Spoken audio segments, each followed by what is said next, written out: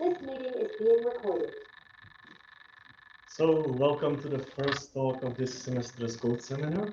The first talk will be given by Pokorný, who will talk about the paper we have with co-authors from our group and two co-authors from Vienna. It will be about parameterized complexity of network microaggregation. So, please. Thank you for the introduction. So, quick motivation for the problem. So, suppose we have a social network, and we would like to share our data with other people. But we are not able to release just the plain text data because we would violate the privacy of our users. So we have to preserve some anonymity. But our dataset also has to be somehow relevant. So we have to release some data. And to balance these two interests, we turn to statistical disclosure and to microaggregation, where we partition the agents into clusters. And for each cluster, we select a representative, which is the data that we share. From the privacy perspective, we want to have a lower bound on the size of clusters. So the higher the lower bound, the higher the privacy that we have. And in comparison to other clustering problems, we don't want the clusters to be to maximize the size of the clusters. To have relevant data, we want to have also an upper bound on the size of the clusters. More formally, we have the problem is called network microaggregation, and we are given a weighted graph and a lower bound and upper bound on the size of the clusters, and also distance to the representative, to the cluster center. And our goal is to find some partitioning of the graph into n clusters, such that each cluster is of size between the lower bound and the upper bound. And for each cluster, we have the center, which is at most the distance from every member of the cluster. We also studied two variants of this problem. One, as you see here, and the other variant is called connected network microaggregation, where we also want the clusters to be connected. To give you some intuition into the problem, I will present you a few examples of few instances with the graph that you see here on the right. Through this talk, I will usually show graphs with edges of length 1 to keep it simple. But if I need longer edges for some argument, then I will apply.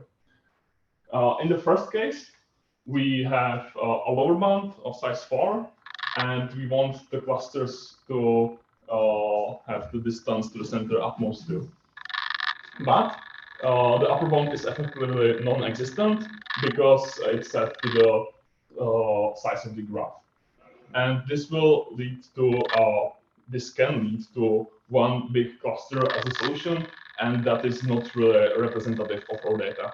So one potential fix is to use the upper bound, as I said, and there is other ad hoc fix that we can use. So if we are given too big cluster in the disconnected case, then we can just simply divide it into multiple clusters satisfying the lower bound, because then if we keep the center the same, the distance to the center of the cluster is still satisfied. Also notice that here we allow the cluster center to be outside of the cluster. This is, however, not possible in a connected case because, as you can see, we might break the connectivity of the clusters. Then we look at the connected case with the same lower bound and distance to the center, but we use. Sorry, so the center does not have to be. Yeah, it doesn't have to be in the cluster. The cluster, and one vertex can be center for many clusters. Yes.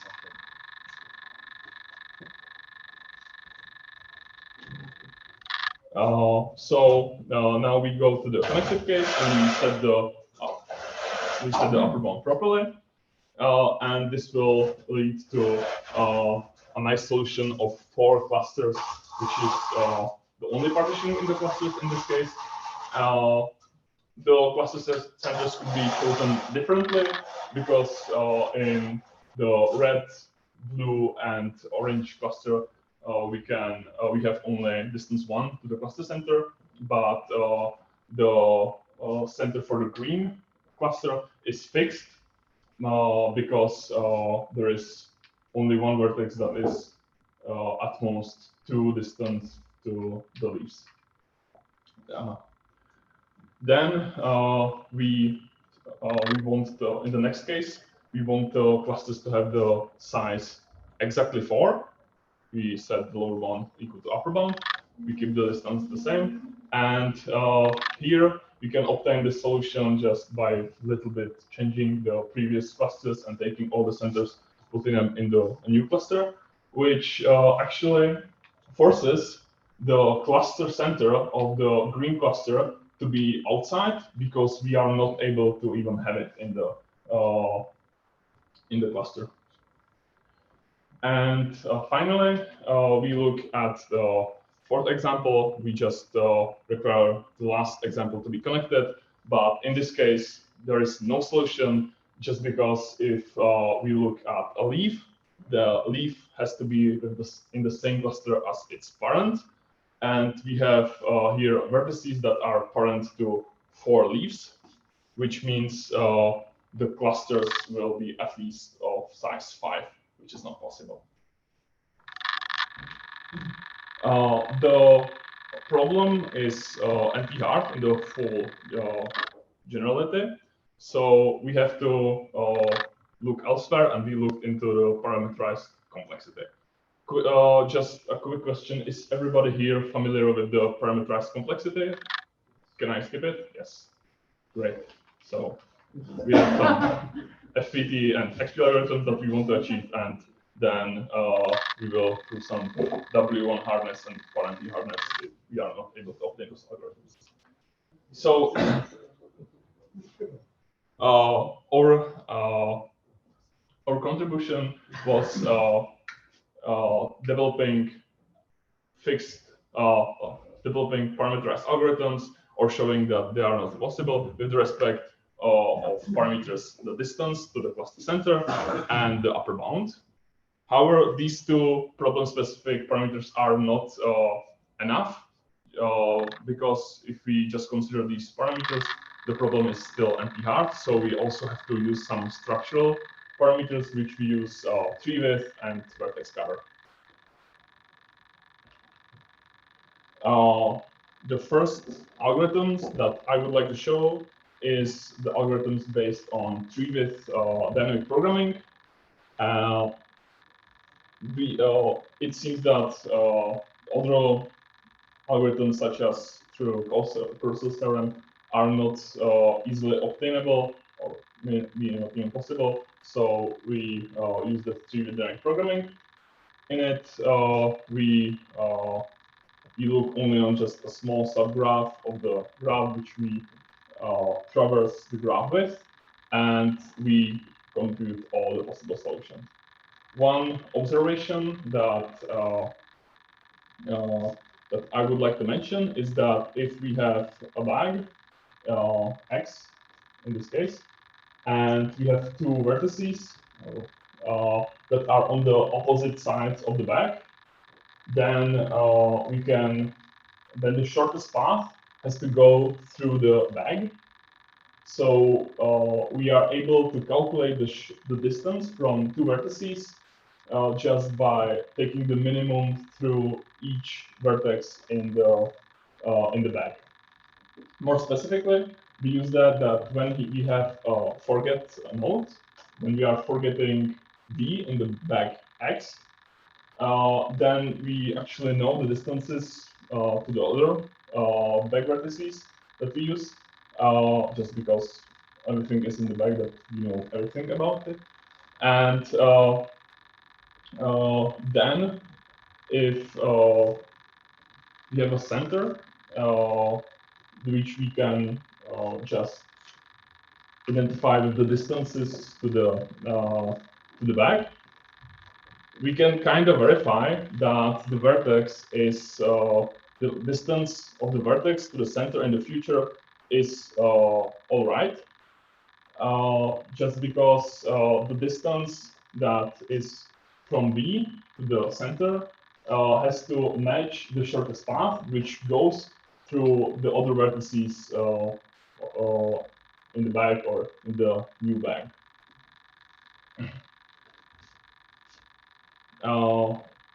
So more I will talk mostly about the connected variant of the dynamic programming, and where we have to also consider the connectivity. So what we do, what we remember from the dynamic programming is how we partition the bag not only to the clusters, but also to connected groups, which are marked in green here. But the number of possible partitionings is bounded just because we have a bounded amount of clusters because they are connected, and the bag is of size 3-bit. So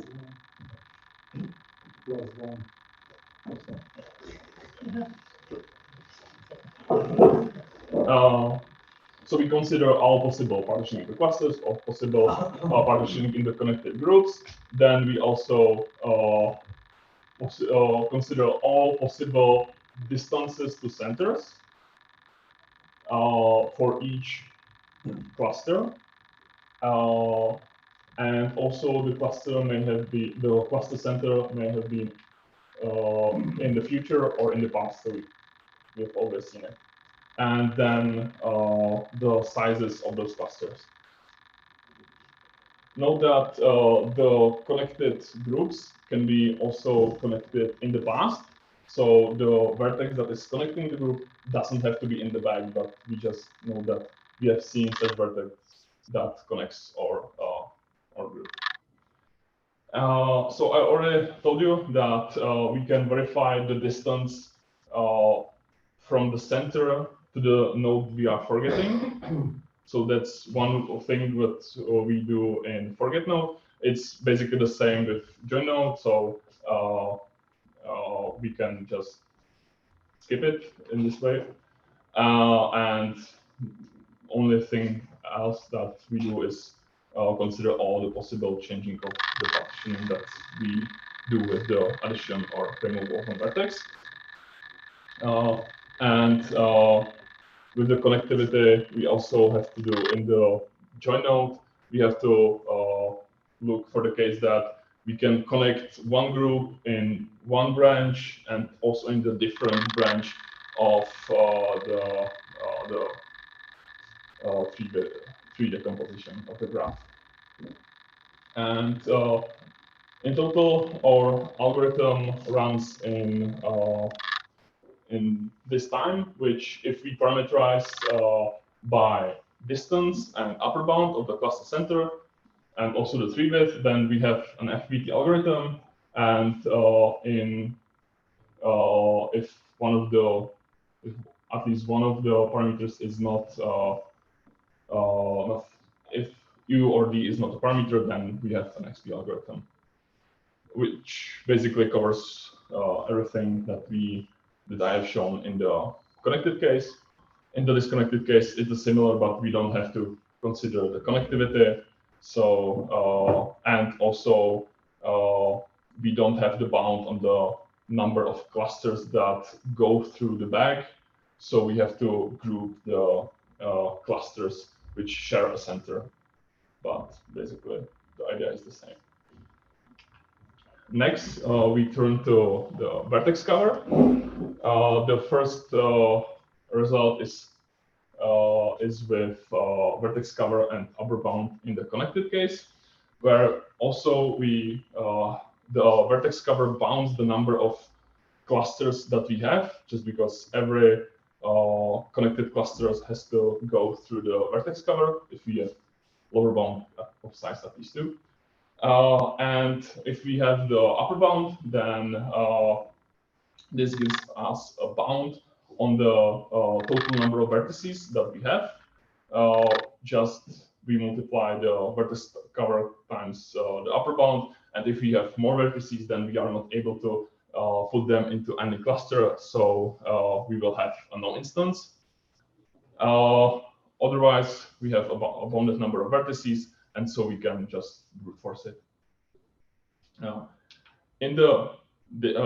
we turn to disconnected case, and we create a notion of types for vertices, where 2 vertices are of the same type if they have the same neighborhood to the vertex cover. And also we extend this to clusters, which in this case is the multiset of the vertex types. And if we have many vertices, in this case, we also have to have many clusters of some type, because both the number of types and the number of types of clusters are bounded. So if we have a yes instance and we have a lot of vertices of the same type, a lot of clusters, we have to have a lot of clusters of the same type, as you see on the left, then we are able to regroup those vertices into homogeneous clusters. So it will be just many clusters which have only one type of vertex, but they can share the same center as seen before. Which gives us argument to say that we can remove most of the vertices, end up with instance that is with bounded number of vertices, and then we can just brute force it again.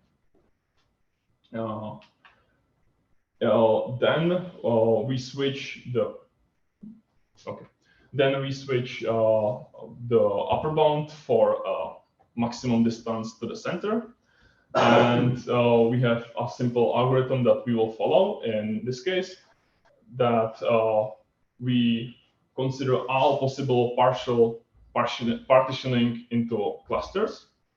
Then we validate the partial solution, each partial cluster, create an ILP program, and if the ILP program is satisfiable, then also our instance is a yes instance. And so we loop through all possible partial partitionings. More concretely, we also consider the types as before. We change them a little bit, just because we are also parameterized by the distance. We now consider not only the neighborhood, but also the distance to the vertex cover. And the cluster type is now a normal set. So we just consider one vertex of each type in the cluster type. And then we validate it, as I said. So each cluster or each cluster type has to be connected on just a few vertices. Because if we add more vertices of the same types, it will still be connected. And also the distance has to be just right. Then we construct the ILP program by having variable for each vertex type and each cluster type, which represents how many vertices of this type I'm adding to the cluster. And then with the constraints, we specify which vertices we actually can add to the to the cluster. And we also have to look for a special case where if we have two vertices of the same type and one of is a center, it might actually happen that the center is more than d apart from the vertex of the same type, which is not the center. So we have to also give a constraint on that. So we have only one vertex if the center is too far from itself. And then we simply bound the cluster size, the amount of variables we have with the lower bound and upper bound, and we say that every vertex has to be used. And this basically solves the connected case. We can extend it quite easily to the disconnected case by having also a new type that will be just that doesn't intersect the vertex cover, and we don't have to check for the connectivity. And in that case, we don't really have the bound on the number of clusters that we have, but we have still the bound on the number of types that we have. And so we can group the clusters together and so we introduce new variables that say how many clusters of this type I have, that's that, and how many vertices of given vertex type are in those clusters in total. And then we add a condition that we don't have a bound for each cluster, how many vertices are in those clusters, but we have one bound in total for the vertices of the for the clusters of the same type. But we can greedily just distribute those vertices in the end. And also, there is the same conditions still for that we use all vertices. And this program runs in FPT time because of Lenstra theorem. We have a bounded number of variables that we use with respect to the vertex cover and maximal distance to the cluster center.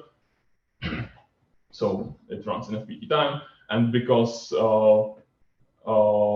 we are trying all possible clusters that we can have in the vertex cover, we also have the number of guesses bounded. So this whole procedure runs in FPT time. Then we combine the two previous algorithms that I've shown together. So we first bound the number of cluster centers, and then we constructed an ILP program and have XP algorithm for a case when we have only vertex cover and we are in the disconnected network microaggregation. So this was all the algorithms that we had. We filled the remaining gaps with para-NP hardness results, and also we paired every XP algorithm with W1 hardness. So in the result, we provided a full picture of the parameterized complexity of network microaggregation and the connected version of it with respect to parameters, the distance to the center, upper bound, treewidth, and vertex cover. We have not used or consider lower bound as the parameter, because if we use upper bound, then the lower bound is already bounded. And in the disconnected case, if we have a cluster of size at least 2 times the lower bound, then we can divide it arbitrarily into 2, as you've seen before. The future work might look whether the introduced algorithms are optimal. So either come up with faster algorithm or use something like exponential time hypothesis that they are in fact optimal, and to look into other parameters that might be more suitable for this kind of problem and are still tractable. So thank you for your attention, and if you have some questions.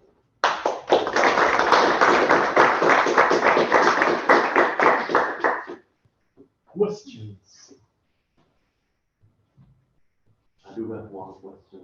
So here it is allowed for the center vertices to be outside the clusters. Yeah. But okay, maybe it makes some sense. Maybe I don't see why. Anyway, is it known something about the case when the central vertices must be inside the clusters? I don't think that. Or does it even make sense? Maybe I just don't see it. Yeah, interesting question, but I don't think that I can answer it. I do not know about any usage. Do other co-authors have alternative For example, Yes, we have results for this case, but they are not part of this case. Okay. Very political. So, other questions?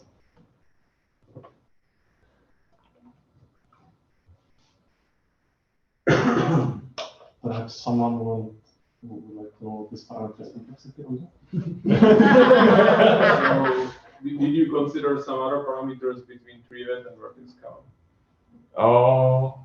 We considered it, but it was already like a huge number of algorithms and harnesses, and we think that in some cases, yes, it can be shown that it's still W1 hard, for example, for treewidth in some cases.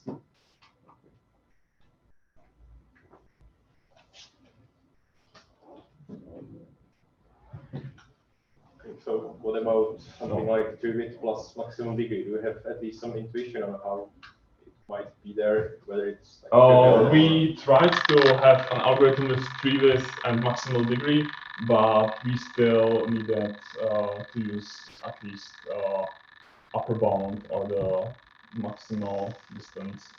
So no, the intuition was that we can we have some kind of a tree that goes from the bag, so exponentially many vertices that go from the bag, but we still needed at least something more to actually have some algorithm. So you didn't show hardness for degree and treewidth, but it's like it seems that it will be hard. Yeah.